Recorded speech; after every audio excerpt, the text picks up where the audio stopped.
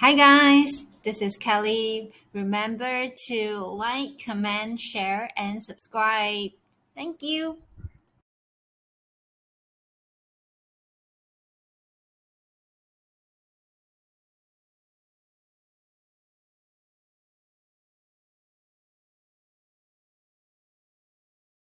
Hello, welcome to my channel. So my name is Kelly. I'm a co-founder of Lee Consulting and a chartered accountant of MIA and ACCA. So today I'm starting a new interview series for womenpreneurs to share their entrepreneur journey on their story of successes as well as the challenges that they face. So the inspiration to start this interview series pops up one of the day when I was talking to a couple of womenpreneurs during one of the coffee sessions, and they have shared their stories which are very interesting and inspiring. They have gone through many challenges and also emotional roller coaster to get to the place where they are right now. So no matter how glorious we see them as successful business owners, they are constantly moving forward and keep learning new information to strive better in their career. So as I start my journey of managing my own business, I discovered there's a lot of untold stories, and I believe these untold stories will inspire more women, especially mothers who have sacrificed themselves to take care of family and forgot about their dreams and passion. I hope this interview session would be able to inspire more mothers and women to chase for their dreams and go all the way out for their goals. I hope more women realize their potentials and able to appreciate their strength and even turn into earning power. So today is my first episode of the interview series, and I had the honor to invite my first ever special guest today. So she is a motherpreneur and she has two children and at the same time running her own business. So before she started her entrepreneurial journey, she was working in one of the largest and I believe probably the largest media company in Malaysia as a content creator, co-producer, director, and so on. So right before the COVID pandemic kicks in, she quit her corporate job and started her own brand named Cocova. So by the name of it, you could probably guess that she sells everybody's favorite comfort food, chocolates. Her business is truly my business dreams, because she sells what I love to eat. And wouldn't it be a dream come true be able to test tasting delicious chocolates every day for as your job? So let's put our hands together for Jinli. So thank you, Jinli, Thank you, Kelly. for joining the session today. It's an honor to have you today. I know it's really busy season for you and appreciate your time to be here today. No problem. Thank you very much, Kelly, for inviting me. Okay, so let's get started. So can you share with us how you started your journey with Cocova? Because I believe you were holding like quite a great position in your previous employment. And what makes you want to start your own business? Yeah, so yeah, I had a very stable job, good pay, good benefits. What made me decide to leave? To be honest, I don't really know because at that time, I'm not somebody who has always been dreaming of starting my own business. It's not like the childhood dream that I always had, but I think the opportunity just came up. During that time, I had been in the company for about 15 years already, and yeah, I was looking for a change of environment, and I was actually looking for another job. I wasn't thinking of starting a business, definitely. But then, as fate would have it, I met my ex-partner at the time, and then she had the idea of starting the business, and I just hopped on board because we were both fellow chocolate lovers. So basically, yeah, as you know as well, like similar to you, I love chocolates. So when she said like, oh, I have this idea of starting a chocolate business, and I was like, oh yeah, I'm looking for a change of environment. Okay, why not give it a try? Although admittedly, it did take a lot of courage to leave my stable job. As you mentioned, I have two kids. So a lot of commitments like car loans, housing loans, to leave this stable, comfort zone and to hop into the unknown, it did take a lot of courage. But I was thinking, if I don't do it now, I probably will never do it. And while I'm still young, I should just, take the plunge. And a lot of people say, like, why don't you do it as a side hustle first? And until it grows bigger, then you decide if you want to leave your job fully. But I think for me at the time, it was more like, if I do it as a side hustle, I will never be fully focused on it. And then it won't grow as much as I want it to, because also I have my safety net. I have the job. Whereas by cutting off that safety net, now I have no choice but to make this work. So in a way, I kind of forced myself into it. Yeah. So, and I know Cocova actually launched like probably at the end of 2019 and shortly after COVID pandemic hit. So does it affect your business plan? Was it an accelerator or is it a huge challenge for you when it? Right.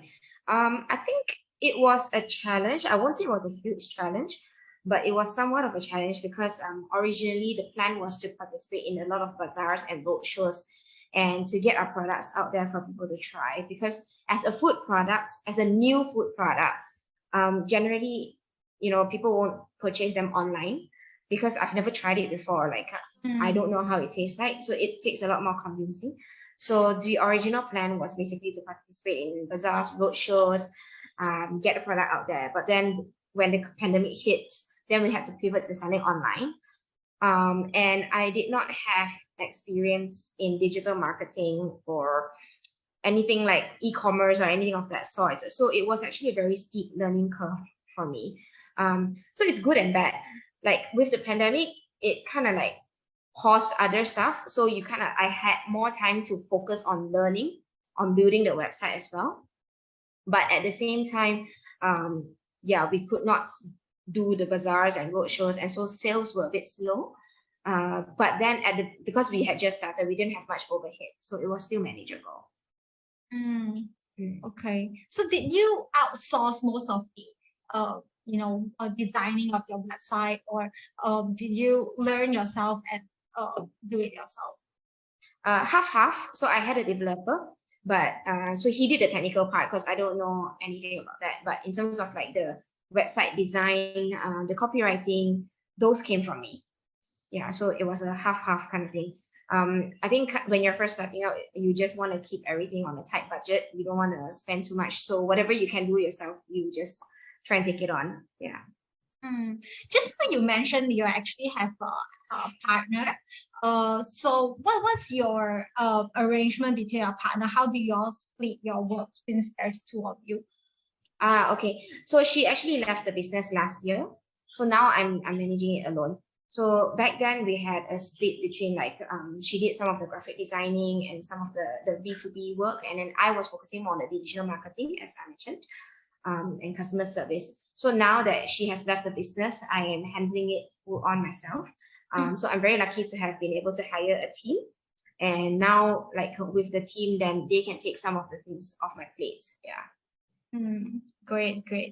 Okay, so this is a question for you as a womanpreneur. So for the past decades, men has been the one who are the main contributors, economic contributors of the family, as well as the one who always builds the business. So, and now we are actually seeing a trend to be shifting where women are being more and more adventurous and starting their own brands and businesses. So what's your biggest challenge as a woman entrepreneur?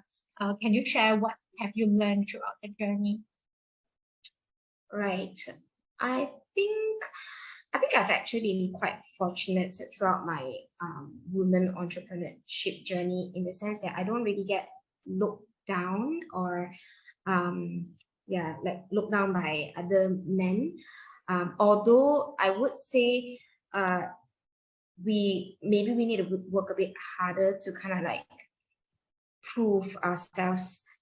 But that also comes with me being very petite in nature. So I look like a small kid.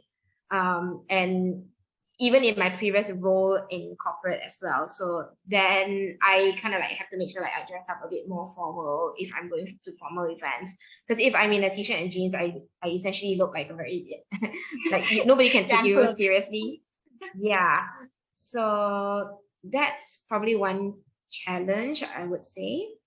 But you're right. In the past, like recent years, a lot of women have been growing and coming out of the shell, right? And like starting their own businesses and achieving really, really amazing things. And I don't see why not. I think like women just as equally as men or even better than men, we manage households, we bring up our kids, which is an even tougher job, I would say, right? We're molding the future generation. So why can't we run businesses? Right? Why can't we achieve amazing things? So I think we just need to get past that self-doubt and believe in ourselves. Yeah, I believe it's all in our heads. Yes, yes, definitely. I think women tend to overthink, myself included, right? Like I have a lot of self-doubt when things are not going well. Then I'll be like, oh, maybe I'm not cut out for this. Maybe I should just go back into employment. It's whereas men, they kind of like, I realize they probably they brush it off easier. Like they don't worry so much. Yeah. Yeah, and probably they have less things to focus on because women tend to, focus on many, many tasks during, your household stuff, your family, your kids, your parents. There's much more things in their brain. Correct. We have this thing called the mental load. So even during the work day, I'm like arranging my kids' schedule or like planning like, what to do this weekend with my parents, that kind of stuff. So whereas with my husband, it's just like, okay, today is today. That's it. I don't need to think so much. Yeah. Okay, so that leads to the next question. So a lot of mothers try to start their own business, but what constrains them is they think of time. They don't have enough time to juggle the careers and also their family. So how did you did that? How did you get through that obstacles? I agree. I still struggle with it sometimes, simply because as a mother, you want to spend as much time as possible with your kids because they grow up so fast, right? And mom guilt is horrible. You go home and you're like, oh no, I didn't study this with you, I didn't do this homework with you, or I didn't play this with you. So it is a balance that we need to work on. For me, I try to stop working. Like back then when we first started, like I actually worked a lot at night. Of course, that was also during the pandemic. And with the pandemic, with online learning, both my kids were using my laptop and tablets, and they needed me to sit through them with their classes because they were too young. They couldn't focus in the online classes. So essentially during the day, I was just demanding them lah, right? But then I only started working at 10 p.m. at night, 10 p.m. to 2 a.m. Those were my working times. So already it was a very steep learning curve. And like I was overwhelmed with all the online learning and MCO and all, and worry about catching COVID. And then like having to work from 10 p.m. to 2 a.m., my brain was already not productive. So it was actually a very, very slow and challenging time, I would say. Now that things are back to normal, they're back in school, I'm back in office. So I actually try to turn off, like when I get home after dinner, as much as I can, I don't do any work. And on the weekends as well, unless it's absolutely necessary. If I have to reply one email, I reply one email and I turn it off. I don't just like, I need to remind myself that, okay, work will never be done. But your kids are growing up right in front of you. So you need to like spend time with them, and also your husband as well. Yeah, I think the most important thing is like during you set the time for everything, and during that time you just focus on what you have set for. So if it's a family time, you just go all in, don't look at your mobile phone, and just accompany your kids and your husband. Yeah, correct. Just to be present during that time. And then when it's working time, then it's working time. Yeah. So if there is one piece of advice that you can impart into women entrepreneurs who are just starting their journey, what would it be? One piece of advice, I would say, believe in yourself, but don't be afraid to ask for help. Right? Definitely, I'm very, very blessed to have the support and help from my family and also my in-laws.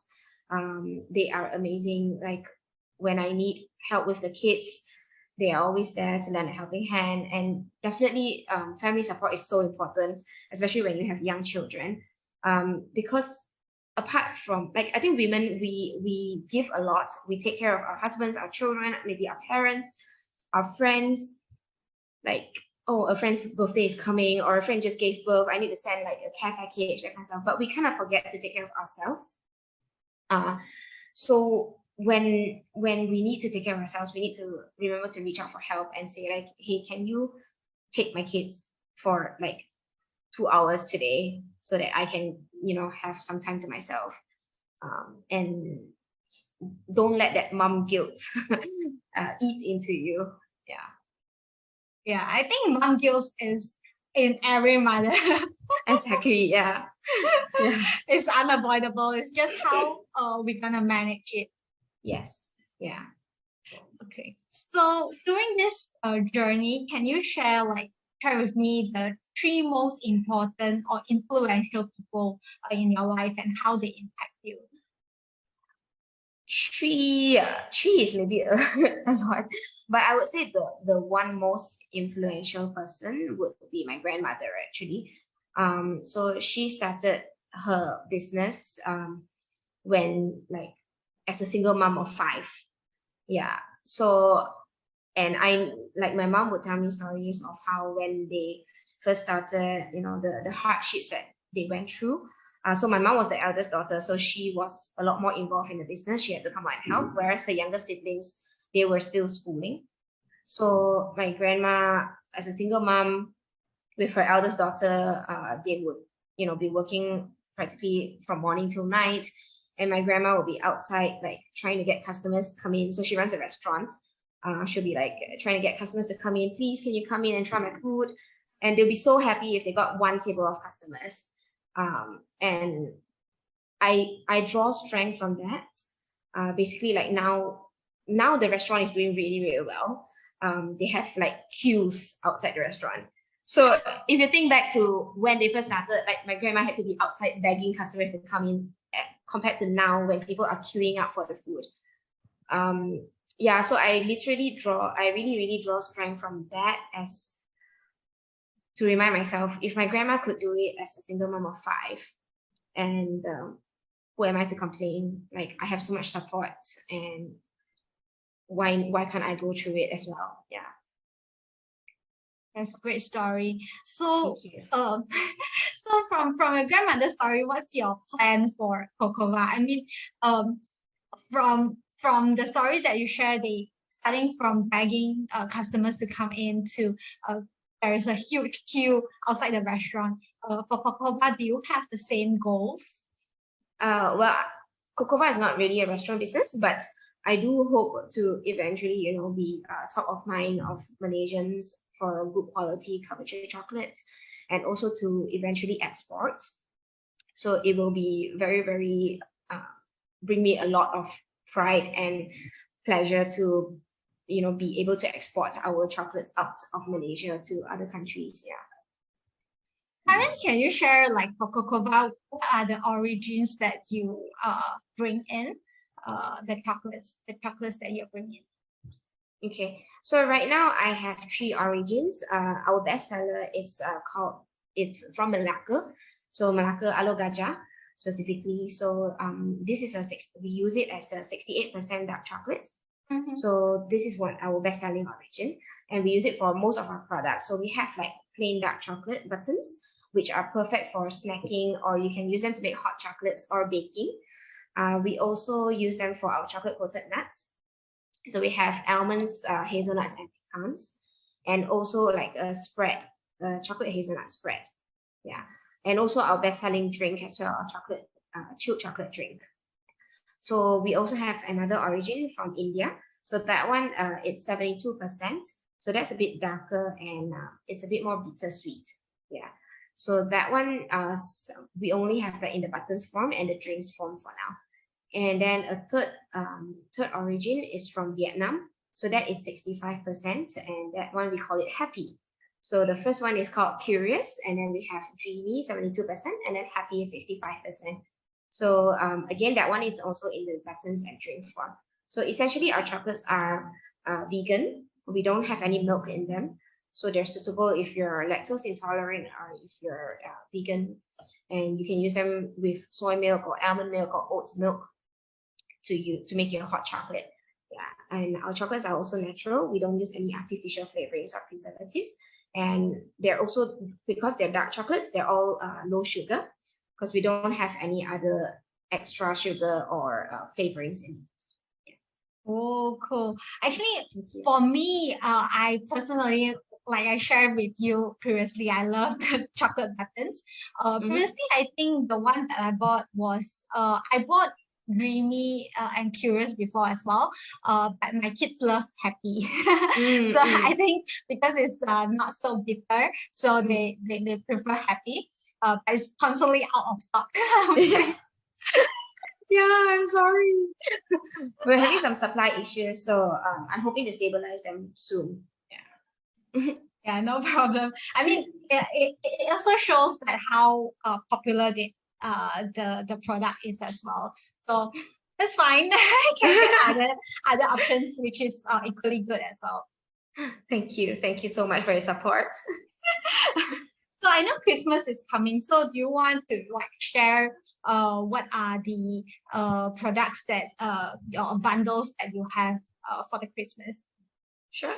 So this year for Christmas, we actually launched a new product called we call it a chocolate spoon. So it's essentially a wooden spoon with a chunk of chocolate beneath it, and it's topped with marshmallows. So this is like for you to make a hot chocolate. So essentially, you just put hot milk, and then you put the chocolate spoon in, and then it will just melt. You stir it, and then you get a cup of hot chocolate. So it's like a festive product, yeah, just for Christmas. And also usually for our festive seasons, we like to give back to the community. So we work with different social enterprises. So for in the past, we worked with Community Tukang Jahit. That is a community that works with B40 women and single moms, and they sew. They do a lot of sewing. So they sewed our cloths for our batik sets, our raya sets. So this time for Christmas, we are working with this social enterprise called GOLD, GOLD. I think it stands for Generating Opportunities for Learning Disabilities. Yeah, so their sub-brand is called Kindness Cookies. So they work with autistic kids or maybe Down syndrome kids. And these are young adults, but due to their learning disability, they can't, it's difficult for them to find jobs. So this social enterprise basically provides them an opportunity to, to be independent and like to earn their own income. So they are baking the gingerbread man cookies for us. So yeah, when you purchase our Christmas sets, you're essentially helping to give back to the community. Cool. Okay, let me just, I think I have the brochures with me. Let me see. Yes, correct. Yeah. Those are the gingerbread men. Yeah, this one, right? The Christmas with the cars. Yeah. Correct. Cool. Yeah. So cute. Okay, I think I should get some as well. Thank you. So we also do customized corporate gift sets, and a lot of corporates engage us. So then we can customize with their company branding as well, and also according to their budget. Cool. So if people wants to buy chocolates from you, where should they get it from? Our website is probably the easiest and best way. So our website is called www.cocova.co. If you're inquiring for wholesale or corporate, there is a wholesale corporate page. Otherwise, if you're purchasing retail, you can just purchase directly off the website. Cool. But I believe that you also have currently have a retail store. Yes. It's in Damansara Jaya. So this space is a little retail store for walking customers to come in. You can try the chocolates first if you would like to, sample them before making a purchase. And then you can also customize your sets here on the spot. Yeah. Oh, cool. Will you be having any bazaars or a roadshow for the next 1 to 2 months? Yes, we are participating in a bazaar at Publica. So from 1st to 12th December, we will be at Publica, the Gallery G2. it should be near British India. So like one of the booths there. Yeah. So you can come by as well and try our products there.